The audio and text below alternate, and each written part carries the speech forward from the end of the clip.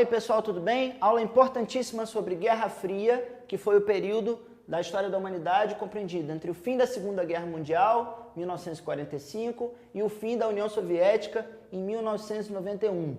Eu costumo dizer para os meus alunos que essa é uma das aulas mais importantes do conteúdo do nono ano, e se você não entende esse contexto de Guerra Fria, você não entende os principais eventos históricos que aconteceram no mundo na segunda metade do século XX.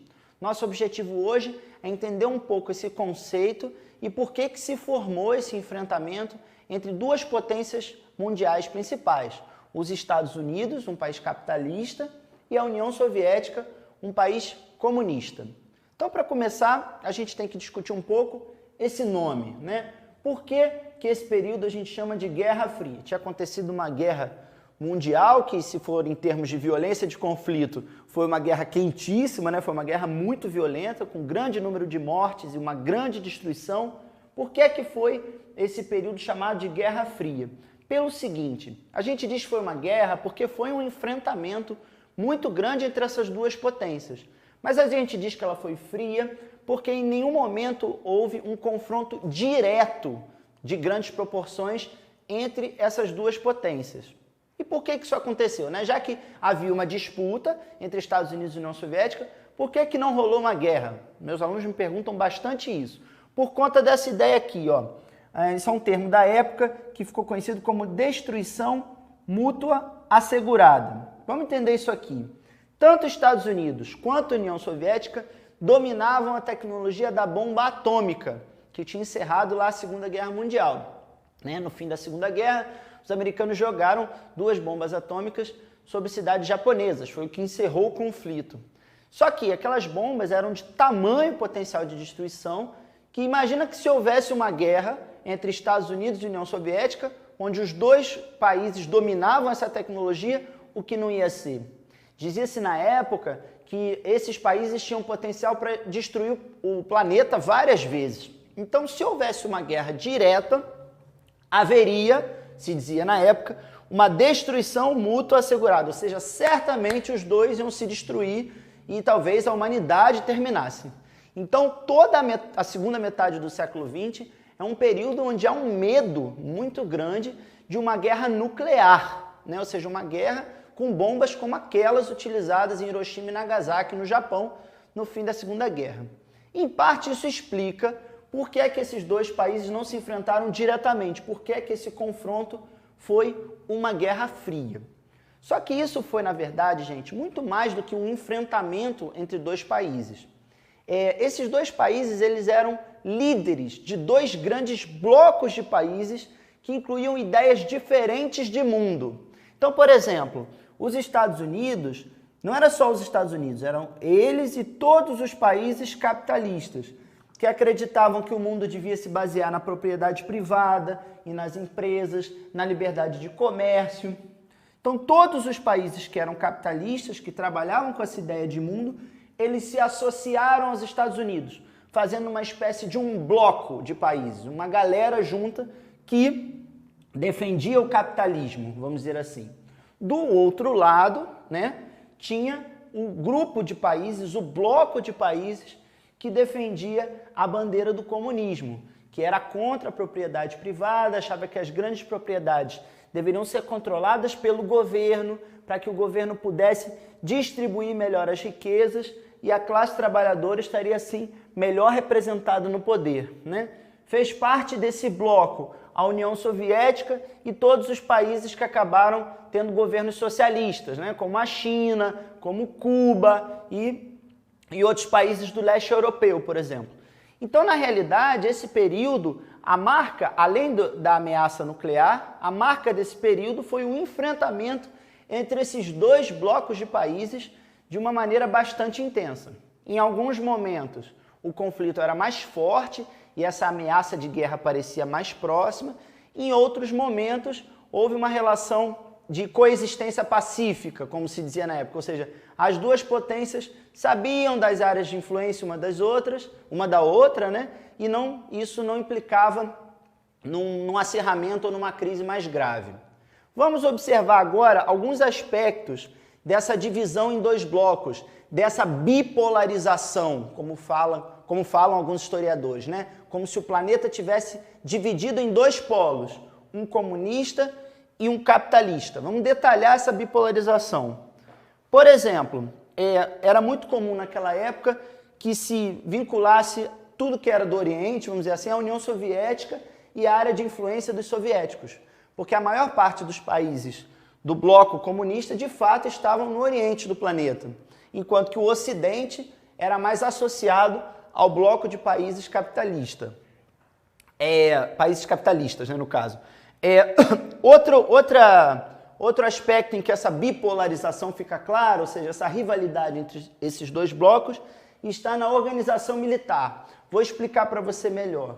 Dos dois lados, tanto do lado comunista quanto do lado capitalista, foram feitas organizações, alianças de ajuda mútua em caso de guerra. No caso da União Soviética, do bloco liderado pela União Soviética, existiu o Pacto de Varsóvia, que Varsóvia, uma cidade europeia, foi assinado um pacto que dizia que aqueles países comunistas iriam se ajudar no caso de guerra, né? Ou no caso de algum conflito interno. Então existiam tropas do Pacto de Varsóvia, que era uma espécie de um exército feito por tropas de vários países comunistas. Então isso foi formado. Do outro lado se formou a Organização do Tratado do Atlântico Norte, a OTAN, que existe até hoje em dia, que é um grupo de aliança militar liderado pelos Estados Unidos e por algumas outras potências capitalistas, que também ficavam de se ajudar no caso de algum conflito que aparecesse. Então repara que essa divisão do mundo, essa bipolarização, ela acontece também do ponto de vista militar. Além do ponto de vista militar, eu destaco aqui para vocês também que essa bipolarização ela teve no ponto de vista da economia, né? Por exemplo, do lado capitalista foi criado o Plano Marshall. O Plano Marshall, na verdade, foi um plano de reconstrução da Europa após a Segunda Guerra Mundial. Então, os Estados Unidos emprestaram dinheiro para os europeus para que eles construíssem as estradas destruídas, as linhas de energia, recuperassem a atividade econômica. Isso, gente, claramente, né, criou uma espécie de uma dependência ou uma relação de muita aproximação desses países com os Estados Unidos, né, porque eles deviam dinheiro, enfim. Então, é muito importante. Esse Plano Marshall, ele mostra como é que esse grupo de países capitalistas, os Estados Unidos e os países da Europa, que eram capitalistas, eles se aproximaram.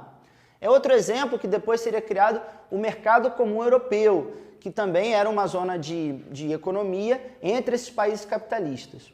Se os capitalistas estavam se organizando dessa forma, os comunistas também. Foi criada a Comecon, que era um bloco de ajuda mútua na economia, né? Por exemplo, se algum país do leste europeu, por exemplo, que era comunista, como a Tchecoslováquia, precisasse de ajuda por estar faltando alguns recursos ou algum tipo de empréstimo, iam os outros países socialistas, emprestavam e ajudavam a reconstrução econômica mais fácil.